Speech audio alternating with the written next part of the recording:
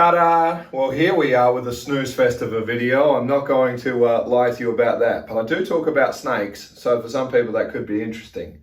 Not for me. And it's almost going to be as interesting as the video I'm planning on doing later on in the series after ballasting about the joys of picking off PVA off your fingers. Anyway, here we are in the room. There's going to be a feature shelf that needs to be here with a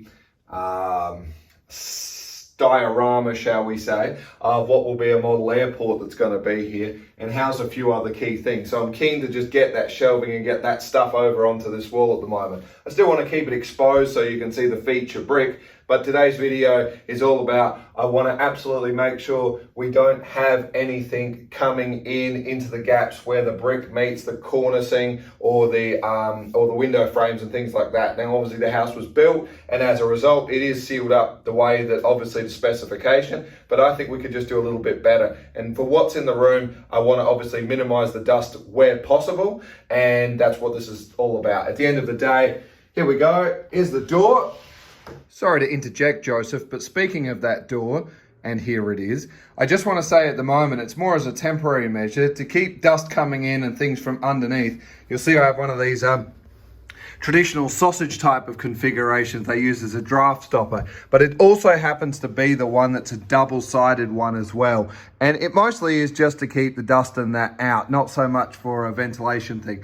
I'll probably put a more permanent fixture in, but at the moment, this will do just nicely, neatly and tidy. The door closes and you've sort of got that double sort of thing against it. So, and vice versa, if the door was closed from the other end, then it gives that nice sort of a seal to the door there.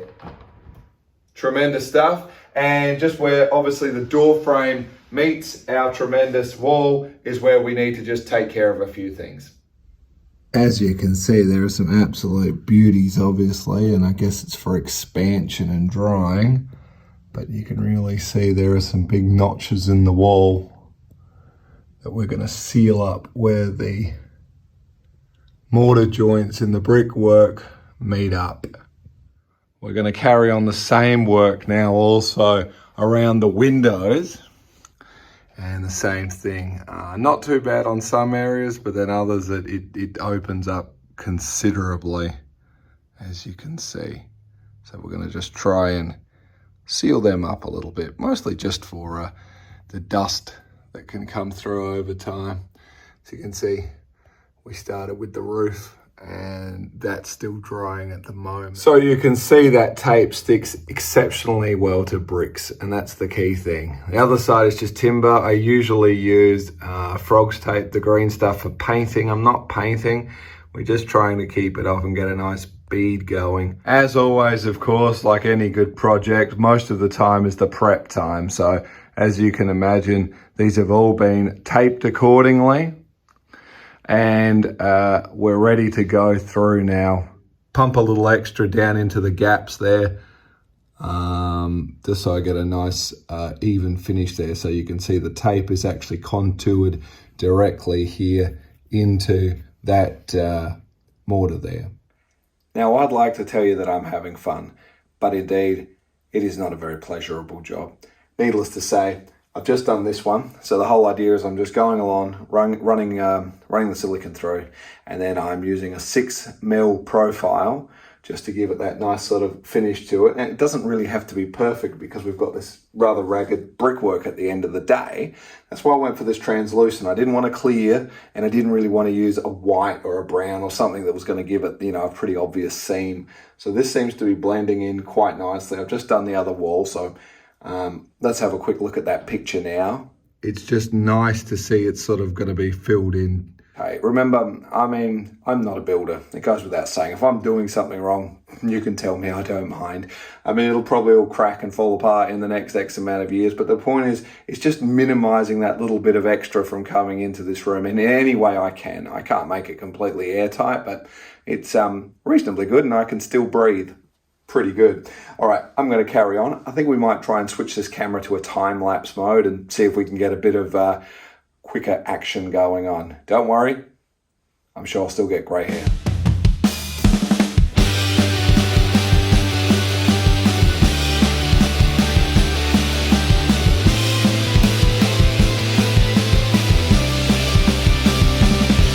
So what is it that I'm doing exactly? Well, to refresh your memory, there are plenty of YouTube videos about doing this. I am not a silicone professional. I'm rather hopeless, as you can see. My wastage is through the roof. I know there are faster, better, more professional ways to do it, but this is just what I'm doing to fill these gaps.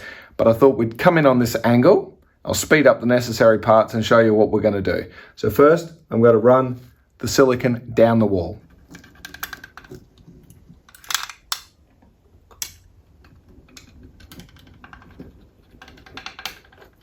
Yes, it is warm in here. Now, I'm too cheap to put the air conditioning on. These profiling tools, you can buy a pack of 4 of these that have obviously all different 8mm, 10mm with the flat edging on it to give you that 45 degree, or of course the curved one to give you that sort of beveled sort of look to it. They are literally $1, $2, what have you. What I tend to do on this sort of project, what I'll do is with what I'm running, I'm going to use 6mm, but before I do, I'll just glide over it in the 8mm. That'll sort of really just get in, and any bits that didn't quite make it, any overlap will comfortably sort of be pushed across. And from there, then I'll turn it, or I usually go back and forth just to make sure it's all good and nice and solid. And then we'll go back with the 6mm and do it. So here we come with the 8mm, and you can see what's happening is really spreading it into the place there and just making sure we're getting a nice sort of edge to it. Also, I'm picking up the excess as well, where I could go back and fill in if there were some bits that I thought didn't look like they went across too well. This one isn't too bad. We've got what we need. It's only a few big ones in the bottom, and on those I have already, when I was pumping with the gun, just give them an extra pump to know it's full. That's what I mean. I mean, if it starts to sort of deteriorate from the outside in the future, I know that there's still a solid amount back there. So this was the 8mm here. Obviously this one also has a 10. You can see that's a bit broader, 8, and then we're gonna come down to a 6, which is what we need here. So here we come down with the 6 now. There we go. And you can see this particular profile that we've got. We've got this nice sort of edging that comes along it. We'll take the tape off. It's still going to look a bit ordinary because it's obviously going to be white, but as it dries, should look quite nice. Okay, so we're going to take the tape off.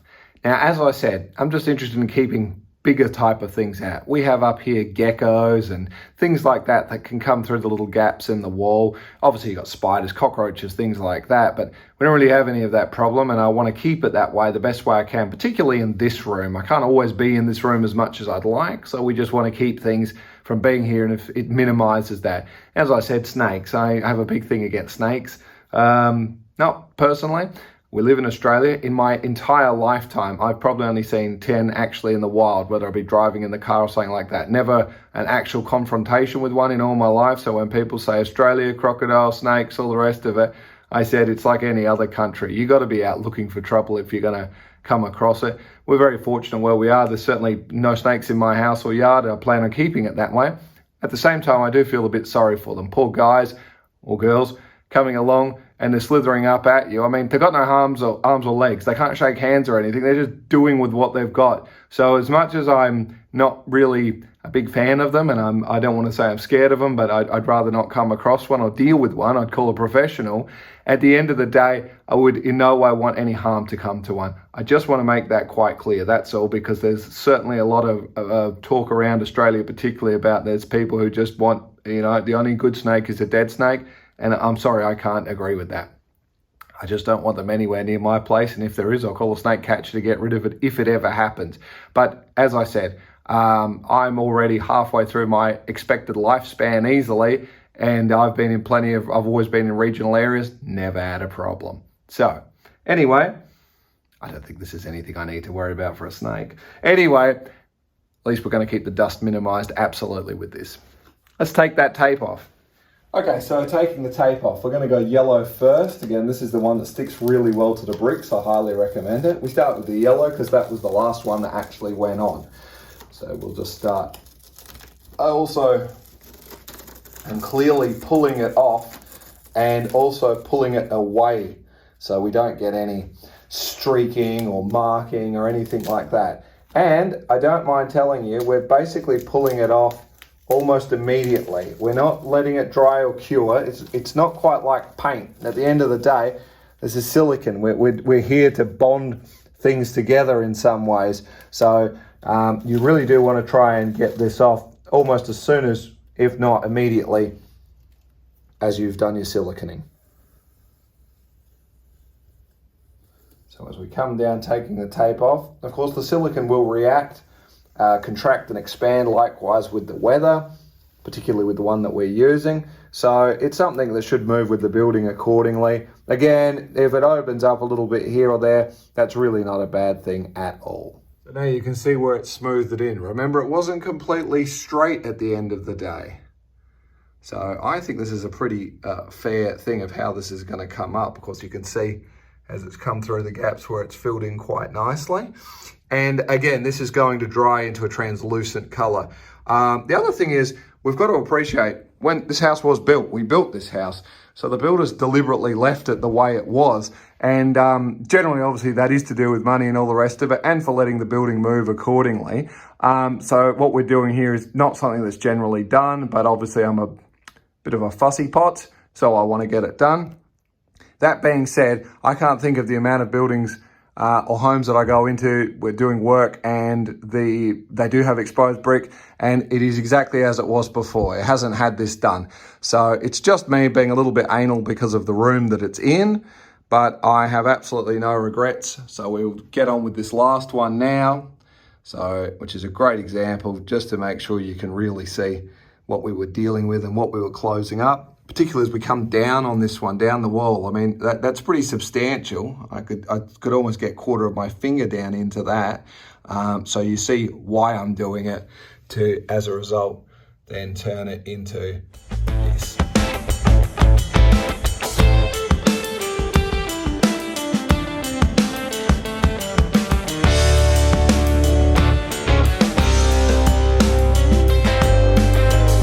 I just got called out to the next appointment, and I didn't even get a chance to wash my hands, but I was just thinking I probably should do a video about PVA particularly, or silicone, about how therapeutic it is to be just picking it off sometimes.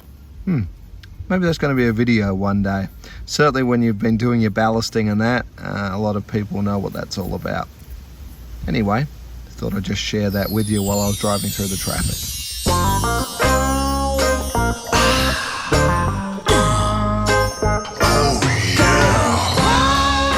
So as it's still wet, I think you can agree we've made some serious progress. I don't think that's going to be too bad once she dries up. I mean, it's filled in most of those nasty gaps. And even if it does move, as long as it keeps a snake out, I'd be happy with that. Here's a section that's all dried and cured, and you can't tell, and I can't tell. And there's no way I come in this close to look at stuff and I'm going in where the hinge is just to see it. And you can see that there it is. She's all good and nice and sealed up. So at that point, considering that most of us are going to be standing at this point looking at a wall or the ceiling where it's done, fantastic. We have a subtropical climate with an average of 30 degrees in the summertime and 22 degrees Celsius in the wintertime. As a result, the room is always between 20 and 25 degrees Celsius. Well, that's it now for another video, all about the silicone and keeping the nasties like dust and snakes and bugs out the best I can. So that should set us up for a very good time, and next we'll get moving on with these shelves.